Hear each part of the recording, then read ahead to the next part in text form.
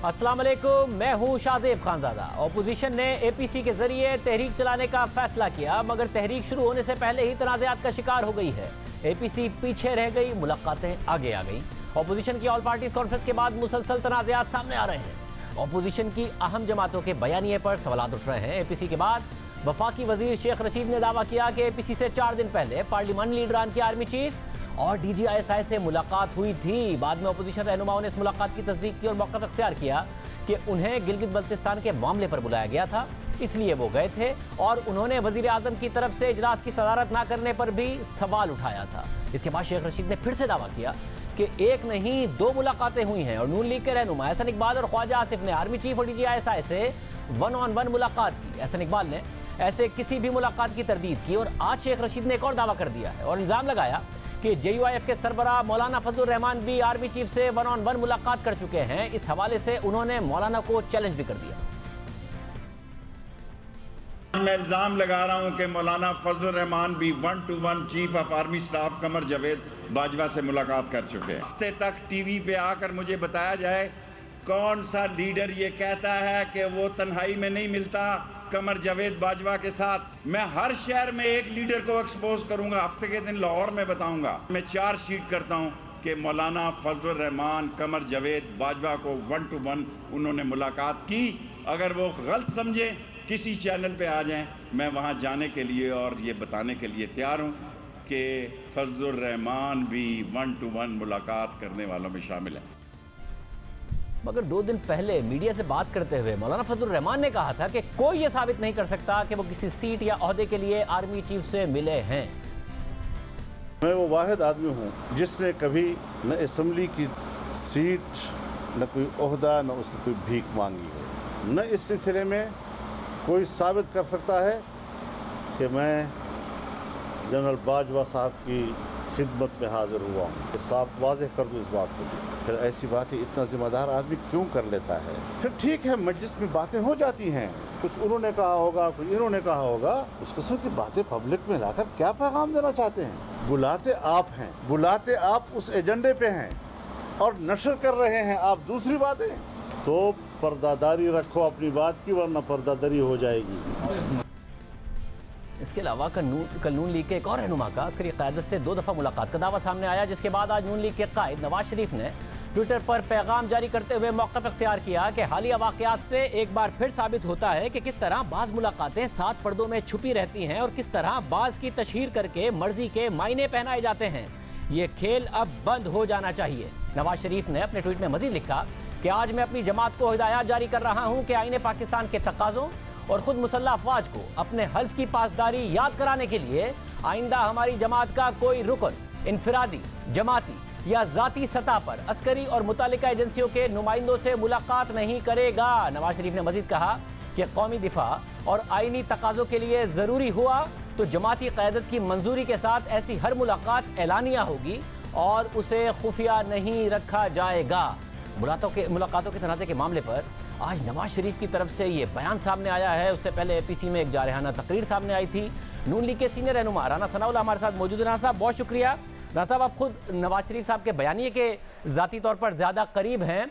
आपको लगता है एपीसी की तकरीर के बाद बहुत धचका लगा है बयानिए को? ये जो मुलाकातों की बातें सामने आई हैं, पार्टी में इस वक्त क्या सोच है? नहीं, मैं नहीं समझता कि जो एपीसी की मीटिंग से पहले मुलाकातें हुई हैं उनकी वजह से कोई एपीसी की मीटिंग में बयानिए को या वहाँ पे होने वाले फ़ैसलों को जो है वो किसी किस्म का डैमेज या कोई धचका हो सकता है। ये मुलाकातें जो हैं, ये मुलाकातें को आज की बात है या ये सिर्फ़ अगस्त के आखिरी हफ्ते में और 7 सितंबर तक महदूद हैं? ये मुलाकातें तो जनाब, अगर ये बात चलेगी और अगर ये बात चलाई जा रही है, अब इसके क्या मकासद है इसको मैं नहीं समझता, लेकिन अगर ये बात चलाई जा रही है तो फिर तो ये जाएगी जो है वो 2014 के धरनों से शुरू होगी और उसके बाद फिर ये इलेक्शन तक आएगी। ये जनूबी पंजाब का जो महाज बना था वो किस तरह से बना था? उनको फिर बनी गाला में ला के पटे किसने पहनाए थे? उसके बाद ये पीटीआई की टिकटों की तकसीम किस तरह से हुई थी और फिर लोगों को किस तरह से बुला के कहा गया कि जी आप पीएमएलएन का टिकट ना लें, आप पीटीआई के टिकट पे लड़ें या वरना आप आज़ाद हो जाएं। तो ये बात जो है ये MNAs को, MPAs को, ये कल की जो बजट की बात है, तो बजट में ये हाजिरी जो है वो इमरान खान साहब की गवर्नमेंट पूरी कर सकती है। ये जो फैटफ के ऊपर लेजिस्लेशन हुई है उसके पसे पर्दा क्या हुआ है? यानी ये आदमी जो खुद को गेट नंबर 4 का एजेंट कहता है और ख़ुद को जो है वो उन कुव्वतों का तर्जमान बताता है, अगर इसने ही ये जो है वो पंडोरा बॉक्स खोलना है और बीच चौराहे जो है वो भांडा फोड़ना है, तो फिर जनाब ये यकतरफा बातें नहीं होंगी। ये फिर आगे से भी जवाब आएगा और आगे से भी बताया जाएगा। ये फिर जो इनकी मुलाकातें होती हैं या इनकी मुलाकातें होती रही हैं, या ये जो कहते हैं कि जी हम एक पेज पे हैं, हम एक पेज पे हैं, तो फिर जनाब ये फिर उस पेज को भी पढ़ा जाएगा। मगर राना साहब वो तो मानते हैं कि किस तरह से जो है, वो तो मानते हैं कि जी इसमें कोई हर्ज नहीं है। आपकी तरफ से 2014 के बाद एक बयानिया है ना कि जी ये मामला नहीं होने चाहिए। नहीं, वो ये नहीं मानते। वो ये कब मानते हैं कि ये जो है वो हम सिलेक्टेड हैं? वो ये कब मानते हैं कि हम किस तरह से जो है वो चल नहीं रहे, चलाए जा रहे हैं? अब मौलाना फजलुर रहमान साहब की मुलाकात की बात होती है, तो मौलाना फजलुर रहमान साहब जब उस वक्त ये कहते थे, जब उन्होंने धरना वाइंड अप किया था कि जी मुझसे कुछ वादे हुए हैं, तो फिर अगर आप यही तस्दीक करेंगे कि मुलाकात हुई है, तो फिर ठीक है, हुई होगी। फिर उसकी जो है वो गुफ्तगू का एक हिस्सा तो ये बता रहे हैं पिंडी वाले साहब, तो फिर दूसरा हिस्सा जो है वो मौलाना फजलुर रहमान को फिर बताना पड़ेगा, मोहम्मद ज़ुबैर साहब को भी बताना पड़ेगा। मगर राना साहब अगर जो है वो इन दो के अलावा कभी इससे पहले या इसके बाद भी कभी मिले हैं या नहीं मिले, या उनके क्या ज़ाती तल्लुकात हैं? उन्होंने तो दावा कर दिया कि जी 36 साल में जो है वो कभी मिले ही नहीं है ज़ुबैर साहब आर्मी चीफ साहब को, जबकि मेरी ये इन्फॉर्मेशन है कि उनका फैमिली टर्म्स हैं, उनका तल्लक उनके साथ वाकई बड़ा पुराना है। तो आप अगर इसकी वजाहत फिर मोहम्मद ज़ुबैर साहब जब करेंगे, तो आप ये अंदाज़ा कर लें कि इसका डैमेज APC को होगा, पाकिस्तान डेमोक्रेटिक मूवमेंट को होगा, या किसी अदारे को होगा, या रियासत को होगा।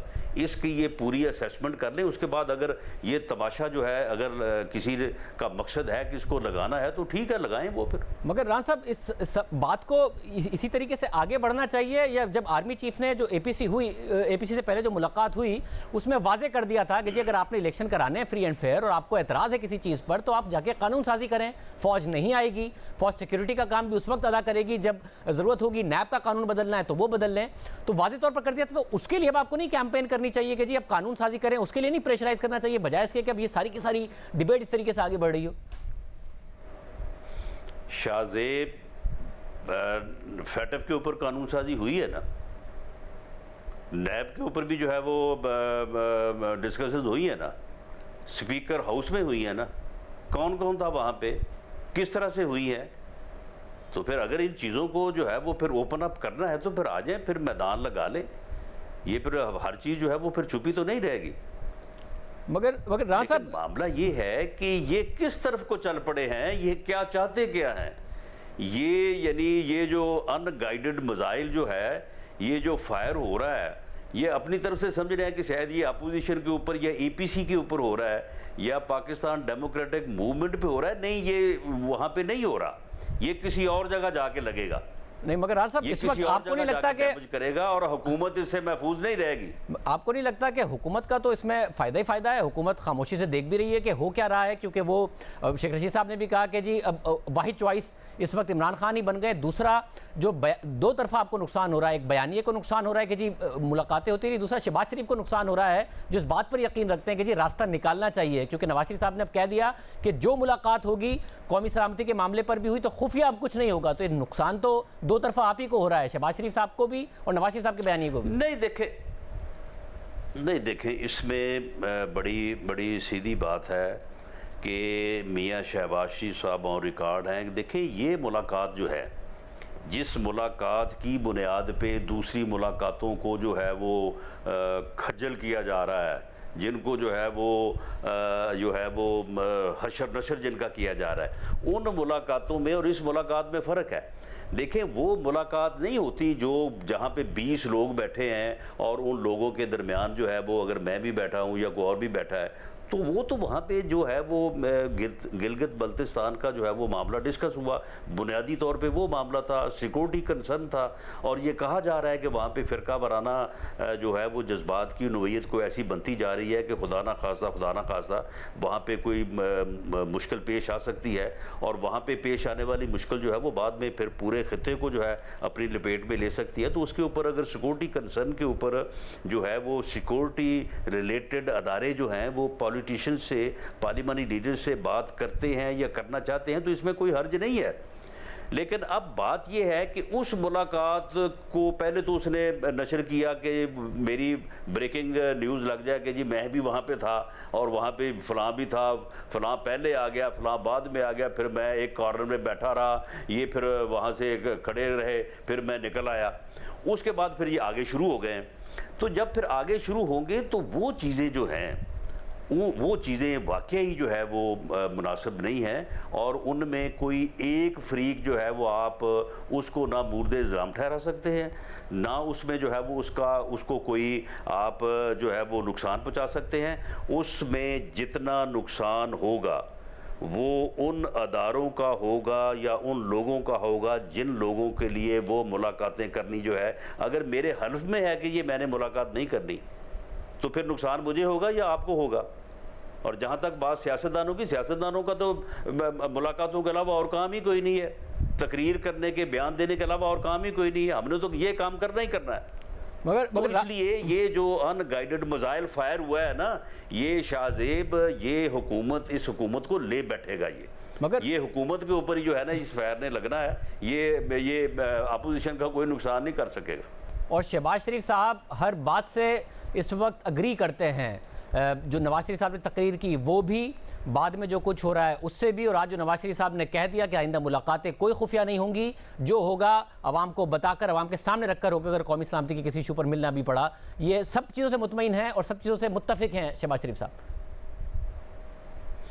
देखें, न सिर्फ मुत्तफिक हैं, मुतमईन है, बल्कि मैं नहीं समझता कि मियाँ शहबाज शरीफ साहब कभी भी अगर वो किसी से मिले होंगे तो अगर मिलने से पहले नहीं तो बाद में आके उन्होंने अपने पार्टी कायद को या अपनी पार्टी को उस बारे में जो है वो ब्रीफ नहीं किया होगा।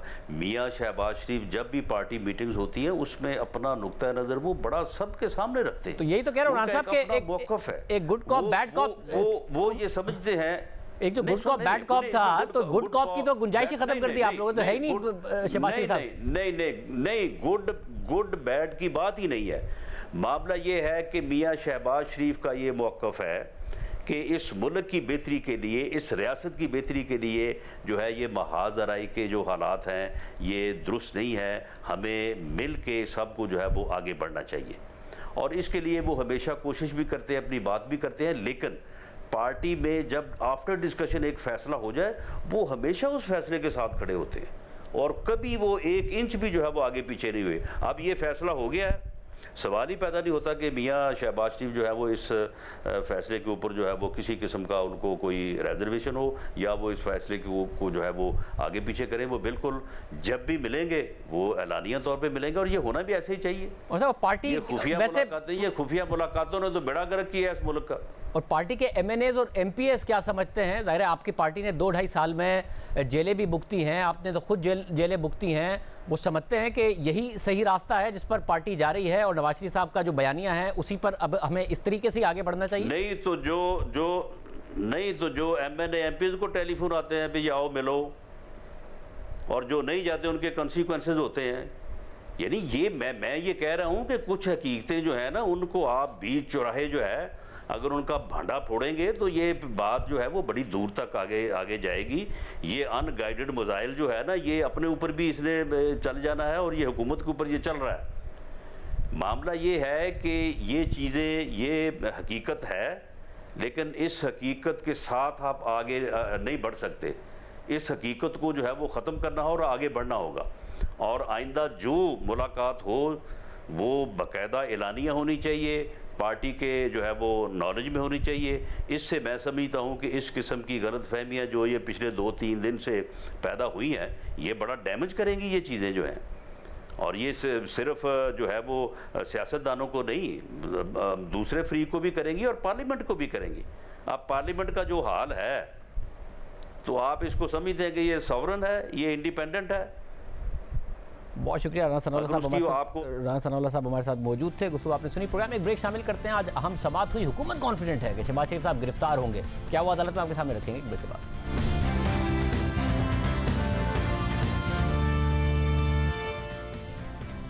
हुकूमत पर एतमाद है कि शहबाज शरीफ गिरफ्तार होंगे। हुकूमत नैब के रेफरेंस को भी बहुत मजबूत समझती है। शहबाज शरीफ और उनके बेटों को मनी लॉन्ड्रिंग के इल्जामात का सामना है। नैब रेफरेंस दायर कर चुका है, जबकि शहबाज शरीफ इस केस में जमानत पर है। नैब ने जून में उन्हें गिरफ्तार करने की कोशिश की, मगर उन्हें गिरफ्तार नहीं किया जा सका और फिर उन्होंने लाहौर हाई कोर्ट से जमानत कबल गिरफ्तारी करा ली। और आज लाहौर हाई कोर्ट में शहबाज शरीफ की जमानत में तौसी की दरख्वास्त पर समाअत हुई। दौरान समाअत शहबाज शरीफ के वकील अमजद परवेज ने दलाइल दिए कि मेरे मौक्किल को 2 जून 2020 को तलबी का नोटिस भेजा गया, जबकि 28 मई को चेयरमैन नैब ने वारंट गिरफ्तारी जारी कर दिए थे। ये जाहिर करता है कि नैब पहले से अपना जहन बना चुका था। इसके बाद शहबाज शरीफ के दूसरे वकील आदम नजीर तारड़ ने दलाइल दिए कि शहबाज शरीफ तफ्तीश में नैब के साथ मुकम्मल ताउन कर रहे हैं। बतौर अपोजिशन लीडर शहबाज शरीफ की बहुत सी जिम्मेदारियां हैं। शहबाज शरीफ बैरून मुल्क से वापस आकर तफ्तीश का हिस्सा बने। मुकम्मल ताउन के बावजूद नैब शहबाज शरीफ को गिरफ्तार करने पहुंचा। खुशकिस्मती से शहबाज शरीफ वहां मौजूद नहीं थे। शहबाज शरीफ के वकील ने मुशीर दाखिला शहजाद अकबर के इल्जामात से मुताल्लिक कहा कि अदालत में केस ज़ेर इल्तवा है। कल फिर मुशीर एहतसाब ने प्रेस कॉन्फ्रेंस कर दी और कहा कि शहबाज शरीफ मनी लॉन्ड्रिंग का नेटवर्क चलाते हैं। शहबाज शरीफ के वकील ने मजीद कहा कि यह केस 2 मिनट का है, सब वाज़ेह है। अदालतें कह चुकी हैं कि ये अपनी अना की तस्कीन के लिए लोगों को जेलों में डालते हैं। आदम तारड़ ने शहबाज शरीफ की गिरफ्तारी को गैर जरूरी करार देते हुए दलाइल दिए कि रेफरेंस फाइल हो चुका है, तफ्तीश भी मुकम्मल हो चुकी है। अब शहबाज शरीफ को की गिरफ्तारी क्यों जरूरी है? अगर मियां शहबाज शरीफ को आज प्रोसिक्यूशन ले जाती है तो क्या निकाल लेगी? ये बात मशहूर है कि बल्दियाती इलेक्शन से पहले शहबाज शरीफ को गिरफ्तार करना है। शहबाज शरीफ को पकड़ना किसी की अना की तस्कीन से ज्यादा कुछ नहीं है। आदम नजीर तारड़ ने जमानत कबल गिरफ्तारी के हवाले से अदालत को बताया कि जमानत कबल गिरफ्तारी हासिल किए हुए 3 माह से जायद का अरसा हो गया है। उबूरी जमानत के दौरान नैब ने सिर्फ एक बार शहबाज शरीफ को बुलाया और वो पेश हुए। नैब के तफ्तीशी अफसर ने शहबाज शरीफ से कहा कि अब मजीद तफ्तीश की जरूरत नहीं है, जब जरूरत होगी तो आपको बताया जाएगा। मेरे मौक्किल इस पर हल्फिया बयान देने को भी तैयार है। जबकि सबसे बड़ी तायद यह है कि नैब ने रेफरेंस फाइल कर दिया है। शहबाज शरीफ के वकील ने अदालत से इस्तदा की कि supreme court, Lahore high court और सिंध हाई कोर्ट के फैसले देखें तो जमानत कबल गिरफ्तारी होनी चाहिए। दौरान समाज शहबाज शरीफ ने अपने ऊपर लगाए गए इल्जामात से मुताल्लिक अदालत को बताया कि मुझ पर बहुत भारी इल्जामात लगाए गए। नैब ने कहा कि ये बेनामी असासे मेरे हैं। कहा गया कि मेरे बच्चों के असासाजात मेरे हैं। ये इल्जाम भी लगाया गया कि बतौर वजीर आला करप्शन की है, जिस पर अदालत ने शहबाज शरीफ से कहा कि आपके वकील आपकी तरफ से दलाइल मुकम्मल कर लेंगे। आप अदालत को असिस्ट करना चाहते हैं तो अपने वकील से मशवरा कर लें। अगर कोई बात रह जाए तो दलाइल के बाद कर सकते हैं। शहबाज शरीफ के मुखला के दलाइल सुनने के बाद अदालत ने शहबाज शरीफ की पूरी जमानत में 4 रोज की तौसी कर दी और समाअत पीर तक मुलतवी कर दी। तो हम एक ब्रेक शामिल करते हैं, उसके बाद बात करेंगे कि सर्दियां पाकिस्तान के अवाम के लिए बहुत मुश्किल साबित हो सकती हैं। क्या मामला आपके सामने रखेंगे ब्रेक के बाद।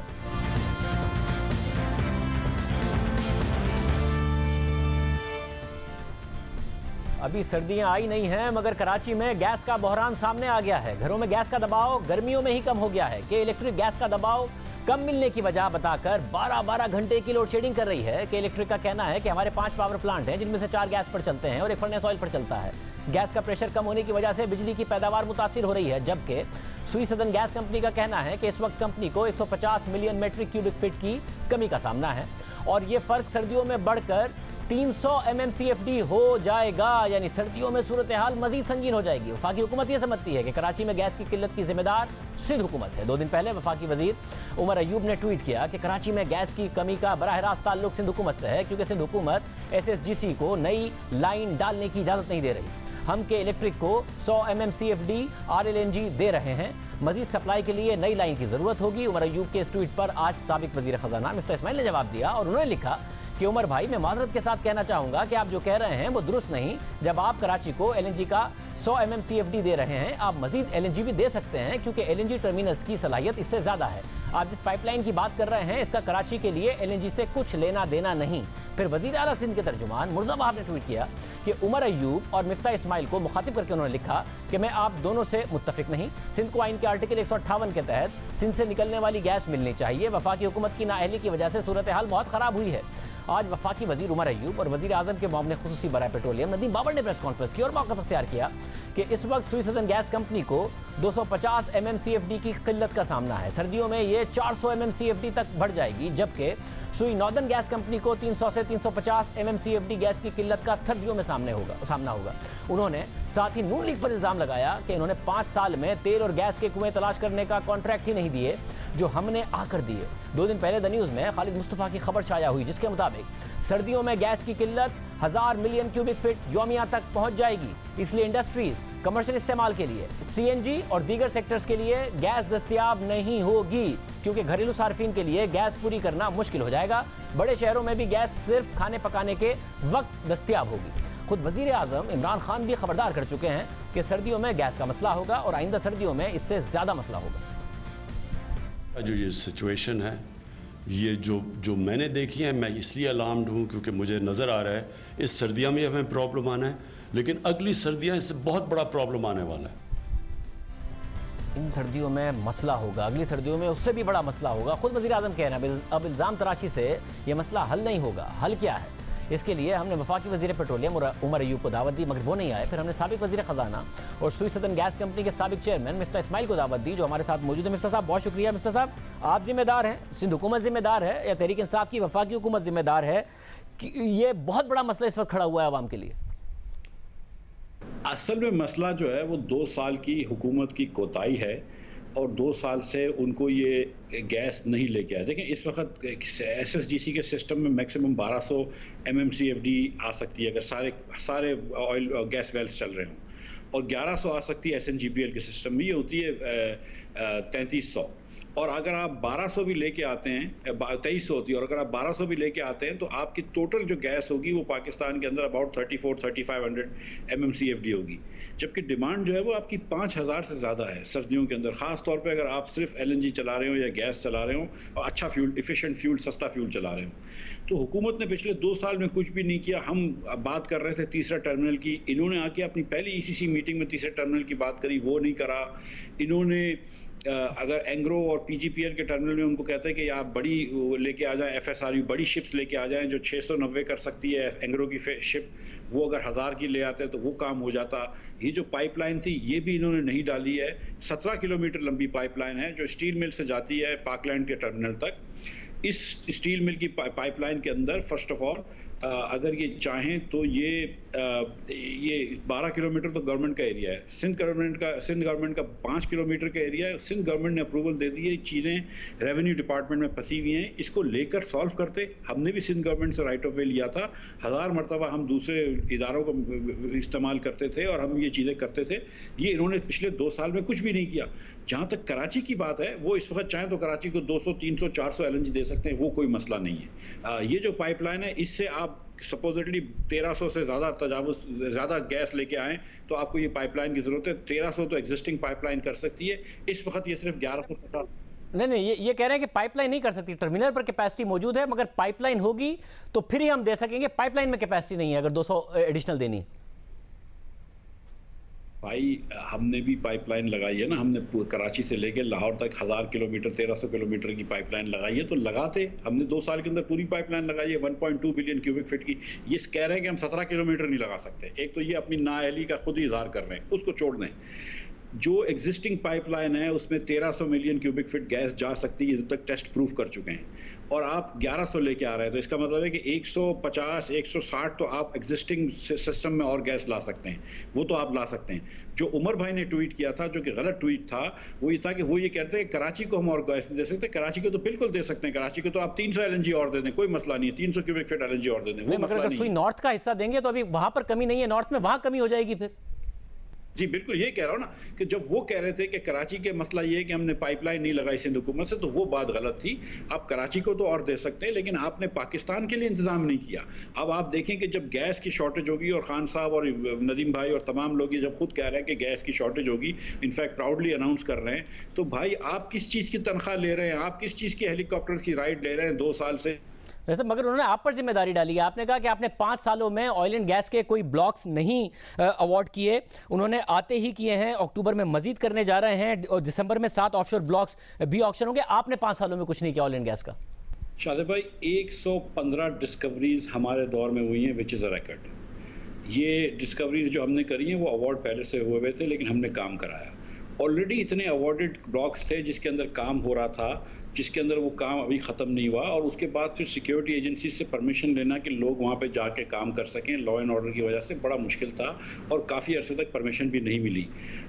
तो उसके अंदर कुछ मसाइल थे, लेकिन जितनी डिस्कवरीज हमने करी है 115 वेल्स की, उतना कभी भी नहीं हुआ, और जितना तकरीबन डिप्लीट हो रहा था उतना हम रिप्लेस कर रहे थे, at least in SSGC system, SNGPL के सिस्टम में अगर ना हो रहा हो तो ये बात भी गलत है कि हमारी वजह से कोई डिले हुआ है। नहीं, मगर आपने नहीं किया ना, पीपल्स पार्टी ने किया, उसके बाद इन्होंने आते किया। आपका 5 साल फोकस नहीं था, इन्होंने आते किया, एजेंसियों ने इजाजत दे दी, आपको नहीं दी।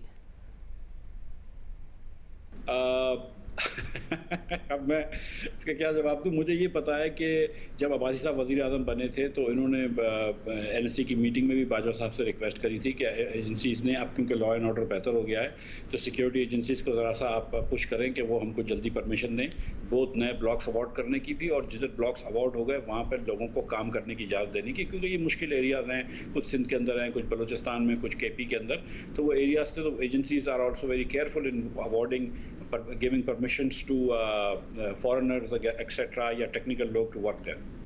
वैसे चले, आप अगर इल्ज़ाम तराशी से हटकर, अगर आपको ज़ाहिर है इस मामले का पता है, LNG का और इन तमाम चीज़ों का, सॉल्यूशन बताइए। हल है कि सर्दियां ज़रा आसान हो जाएं, उससे अगली सर्दियां और आसान हो जाएं, क्योंकि इस वक्त तो बहुत बड़ा क्राइसिस नज़र आ रहा है, सितंबर में यह हाल है।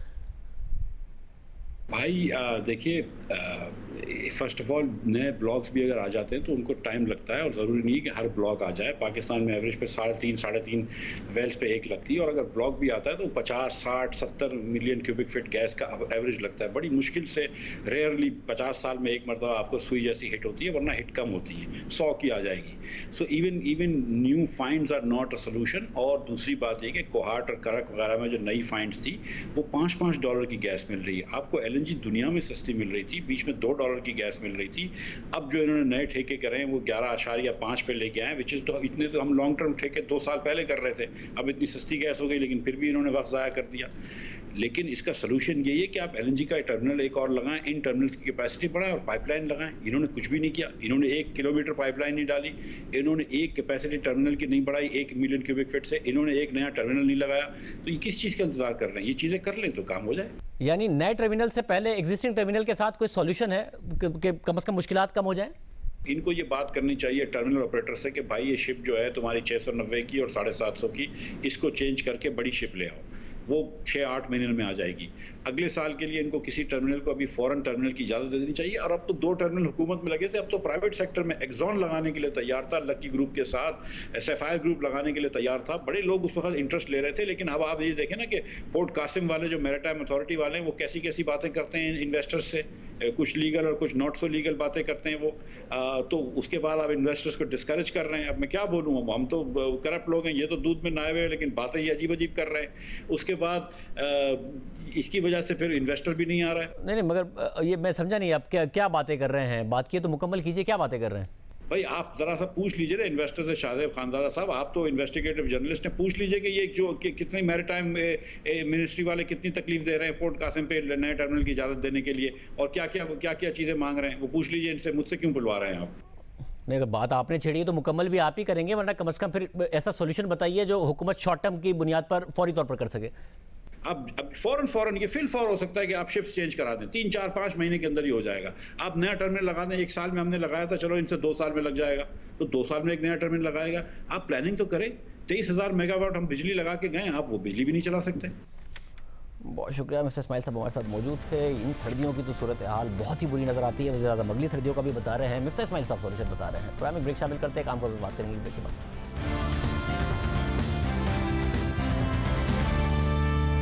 वज़ीर एविएशन गुलाम सरवर खान की तरफ से पायलट्स के जाली लाइसेंसेस के दावे के बाद पाकिस्तान का सिविल एविएशन इदारा और पायलट्स मुसलसल तनाज़ात की जद में हैं।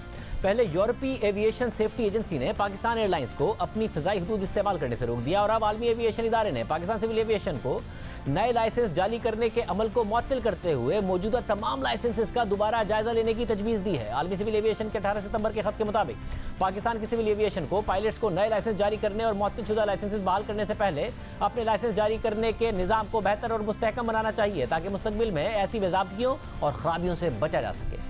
यानी जो दावा गुलाम सरवर खान ने किया था उसके बाद से आलमी सतह पर मुसलसल तहफ़्फ़ुज़ात का इज़हार किया जा रहा है। किसी ने पाबंदी लगाई तो कोई तजावीज़ दे रहा है। कराची में तैयारे के हादसे के बाद वफाकी वज़ीर गुलाम सरवर खान ने कौमी असम्बली में दावा किया था कि पाकिस्तान के 860 में से 262 पायलट्स के लाइसेंसेस जाली हैं, लेकिन बाद में खुद सिविल एविएशन इस दावे से पीछे हट गई। सिविल एविएशन ने खुद 262 पायलट्स में से 180 के लाइसेंस क्लियर कर दिए, मगर जिन पायलट्स के लाइसेंस मंसूख किए गए थे उनमें से कई पायलट्स ने मुख्तलिफ अदालतों में अपने लाइसेंस मंसूखी के खिलाफ अपीलें दायर की।